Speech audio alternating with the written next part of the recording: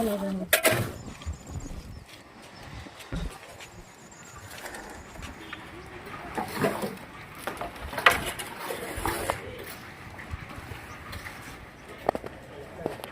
சூடாரி சாப்பிடுங்க.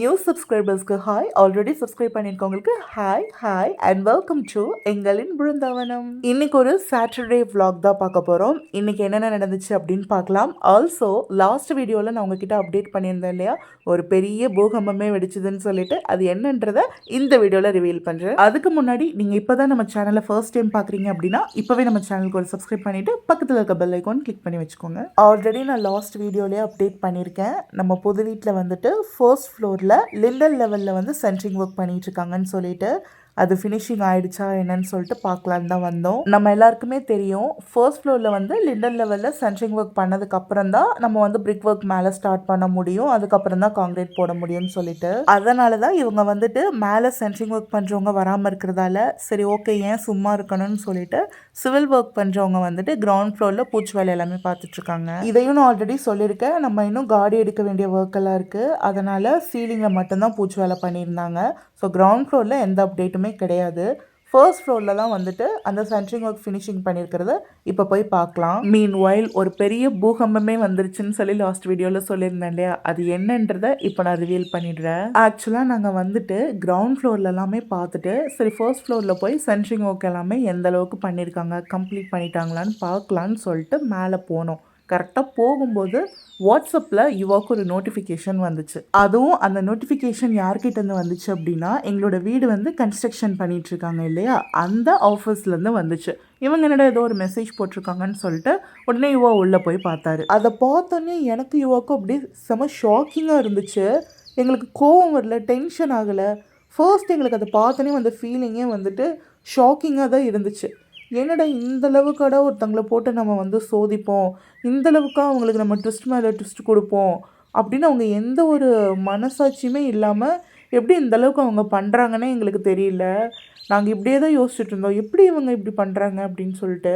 ஏன்னு கேட்டிங்கன்னா அப்படி என்ன ஒரு மெசேஜ் வந்திருக்கு அப்படின்னா, இது வரைக்கும் இவங்க டிலே பண்ணியிருந்தாங்க இல்லையா, இந்த 7 months 8 months எல்லாம் டிலே பண்ணியிருந்தாங்கல்ல, இந்த 8 months டியூரேஷனில் என்னாச்சுன்னா எல்லா பொருளோட விலையுமே வந்துட்டு ஏறிடுச்சு. மெட்டீரியல் என்ன வாங்கினாலும் ரொம்ப ரேட்டு நல்ல டபுள் த அமௌண்ட் ஆகிடுச்சு. இப்போது யார் மேலே தப்பு? எங்களாலேயா வீடு வந்துட்டு நின்றுச்சு? இவங்களோட ஒர்க்கர்ஸ் அவைலபிள் இல்லாதனால தான் இவங்க வந்து வீட்டை வந்து போட்டு வச்சுருந்து இவ்வளோ நாளுக்கு அப்புறம் வேறு டீம் வச்சு இப்போ கட்டிகிட்ருக்காங்க. இப்போ இவங்க மேலே இருக்க மிஸ்டேக்கு மெட்டீரியல் எல்லாமே விலையாயிடுச்சு அப்படின்னா நாங்கள் என்ன பண்ண முடியும்? எங்ககிட்ட வந்து மெசேஜ் போட்டிருக்காங்க, சார் இந்த மாதிரி எல்லா மெட்டீரியலுமே வந்துட்டு காஸ்ட் வந்து இன்க்ரீஸ் ஆயிடுச்சு, நம்ம இதை பற்றி பேசலாங்க சார், ஆஃபீஸ்க்கு வர முடியுமான்னு கேட்டிருக்காங்க. இப்போ இதுக்கு என்ன அர்த்தம்னா மெட்டீரியல் காஸ்ட் வந்து அதிகமாகிடுச்சு, நாங்கள் இப்போ கொடுக்க வேண்டியதாக இருக்கும் போல் எக்ஸ்ட்ராவாக, அந்த மாதிரி ஒரு ஐடியாவில் வந்து எங்களை ஆஃபீஸ் வர சொல்லிகிட்ருக்காங்க. எங்களால் ஏதாச்சும் ஒரு இடத்துல ஒரு இடத்துலையாச்சும் எங்களால் தான் இந்த வீடு வந்து 7 to 8 months டிலே ஆகிடுச்சு, நாங்கள் பேமெண்ட் தராமலோ இல்லை நாங்கள் பிளானை சரியாக வந்து சொல்லாமலோ எங்களால் தான் இந்த வீடு வந்து இவ்வளோ டிலே ஆயிடுச்சு அப்படின்னா 100% என்னங்க 200% இப்போ அந்த மெட்டீரியல் விலை எல்லாமே இன்க்ரீஸ் ஆனதுக்கு நாங்கள் பொறுப்பேற்றுக்கிறோம். ஆனால் லிட்ரலி இவங்க வந்து மேன் பவர் சப்போர்ட் இல்லாமல் தான் எங்கள் வீட்டை வந்து கன்ஸ்ட்ரக்ஷன் சரியாக பண்ணாமல் 10 daysக்கு ஒரு வேலை செஞ்சுக்கிட்டு ஒரு மந்த்துக்கு ஒரு வேலை செஞ்சுக்கிட்டு பெண்டிங் வச்சாங்க. ஆனால் மனசாட்சியே இல்லாமல் இப்போ எங்ககிட்ட வந்துட்டு இந்த மாதிரி மெட்டீரியல் விலை எல்லாமே இன்க்ரீஸ் ஆயிடுச்சுன்னு சொல்லி சொன்னால் நாங்கள் என்ன பண்ண முடியும்? இப்போது அவங்க இந்த மாதிரி சொன்னால் நாங்கள் உடனே பணத்தை எடுத்து நீட்டிடுவோம்னு நினச்சிட்டு தான் வாட்ஸ்அப்பில் மெசேஜ் போட்டிருக்காங்களா என்னன்னு தெரியல.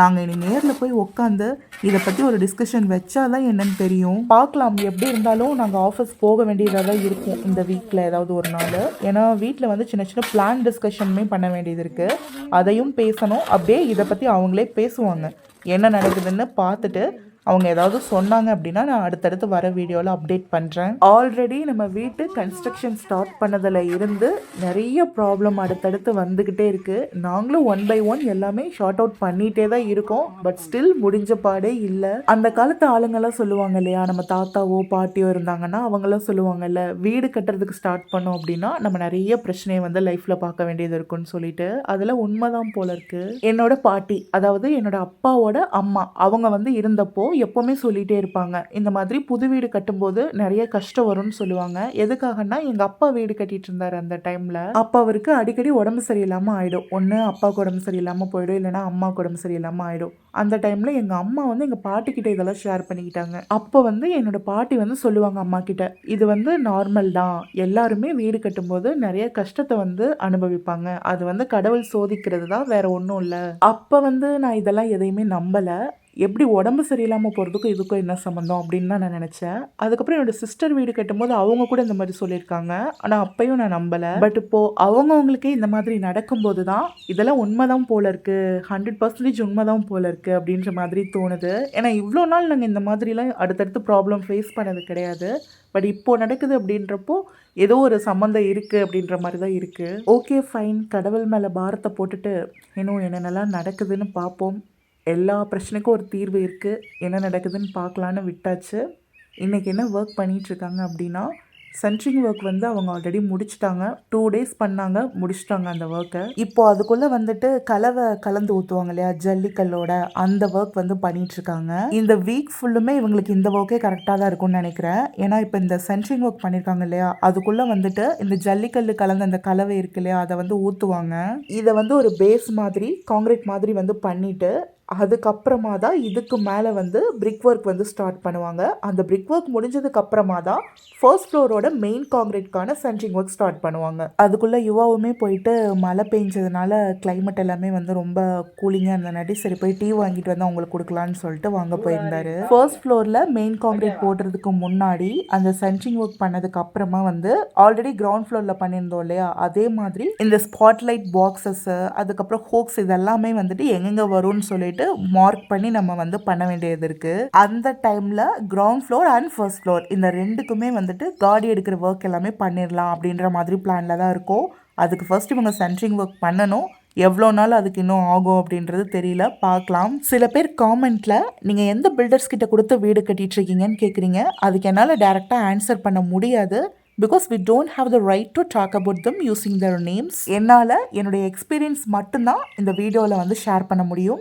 இன்னைக்கான வீடியோவுக்கு அவ்வளோதான். இந்த வீடியோ பிடிச்சிருந்தா லைக் பண்ணிக்கோங்க. இந்த மாதிரி ஹோம் அப்டேட்ஸ் எல்லாம் உங்களுக்கு பார்க்க பிடிச்சிருக்கு அப்படின்னா இப்போவே நம்ம சேனலுக்கு சப்ஸ்கிரைப் பண்ணி பக்கத்தில் இருக்க பெல் ஐக்கான் கிளிக் பண்ணி வச்சிட்டிங்கன்னா நம்ம எப்போ வீடியோ போட்டாலும் உங்களுக்கு உடனே நோட்டிஃபிகேஷன் வரும். இதே மாதிரி அடுத்த ஒரு ஹோம் அப்டேட்டில் பார்க்கலாமா?